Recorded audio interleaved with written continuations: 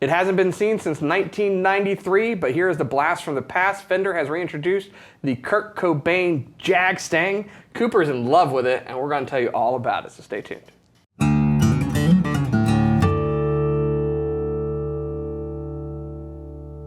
Hey, you're watching Alamo Music TV. My name's Chris McKee. And I'm Cooper Greenberg. We're here with Alamo Music Center in San Antonio, Texas. You can find us online at alamomusic.com. If you're new to the channel, make sure to subscribe, turn on notifications, and like our videos. If you'd like to support the channel, visit our Teespring store link below for our custom designed t-shirts. You're not wearing one today, though.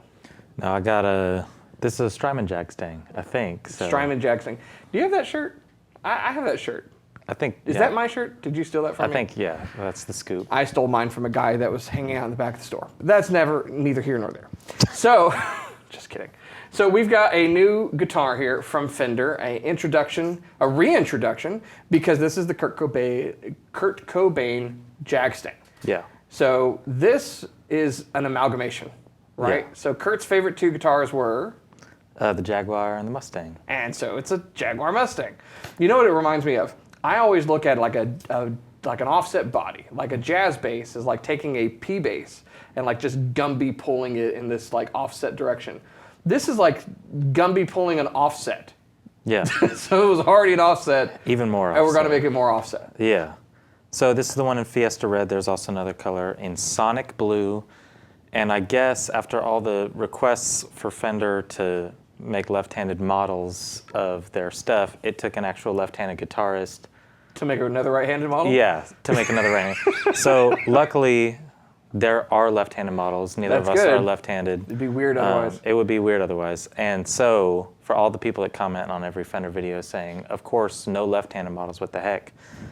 You finally got one, and it just took a lefty to make it happen. It just took Kurt Cobain to give you a left-handed guitar.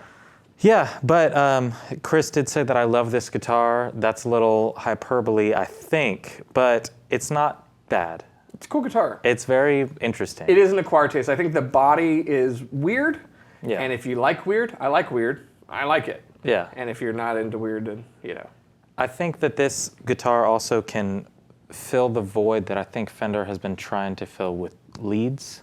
Mm-hmm. It's a little bit of a blast from the past, and it's also geared towards a younger generation of people that are playing in some grungy, punk, alternative kind of stuff. It's definitely a different body shape. It's different. And, you know, Mustangs, Duosonics are super cool. Leads, I've seen a lot of young artists like that. I think Fender's put them in their hands like up-and-comers. Yeah. Because it's kind of an alternative thing. I think this will do the same thing. This is interesting, though, because I think you're right. I think it appeals to a younger generation, but it also appeals to, let me just say, an older generation. Older generation, I'm having to come to terms with the fact that Nevermind came out when I was in middle school, which we called junior high when I was growing up. You know, I mean, this guitar originally came out. Yeah. It was a collaboration with Kurt Cobain and Fender's Custom Shop, and it came out in 1993, and I wasn't even in high school yet. I wasn't even on Earth yet. Sadly, my freshman year of high school is when Kurt lost his life. So notice I phrased it that way. But you know, I've loved his music, and you know, it's timeless. Yeah. And that's what's weird about thinking about this guitar, that band, and even that album, like being this old, because those songs really are timeless. I mean, for many, myself included, the '90s were 10 years ago. Yeah. Even though they weren't. Yeah. So, you know, it's interesting because it appeals to really my generation and then a lot of people that are half my age. Yeah, it's pretty wild. And it's got some interesting pickups. So first of all, kind of an offset humbucker there. It's kind of cool. Very cool, because offsetting it that way, you're accentuating the treble, you know. Frequencies, and then the bass frequencies are accentuated too, because it's the more mellow side of the bass. Yeah, it's pretty cool. And the switching that's on here, I'll be very honest, I'm still kind of figuring it out. I'm working through it, and you'll see in the demos, it's a lot of just playing around experimentation. Weird. So it's each switch per pickup. Yeah. It's on, off, and in phase, out of phase. Yeah. Yeah. And so you'll kind of see when I'm working through it, just kind of messing around, hearing what sounds come out, and obviously some overlap because there's going to be different configurations that do kind of the same thing. It's cool that they added the out of phase option. We saw that with J Mascis as well. A lot of different stuff's got out of phase, but I think it's cool because for the 90s, for stuff that will naturally be overdriven. You're going to throw some pedals on it, adds a whole new dimension. Speaking of, you got to put some overdrive on this thing when you're demoing it. I chose DS2 turbo distortion because, there's the DS1 that people associate with Kurt and the DS2.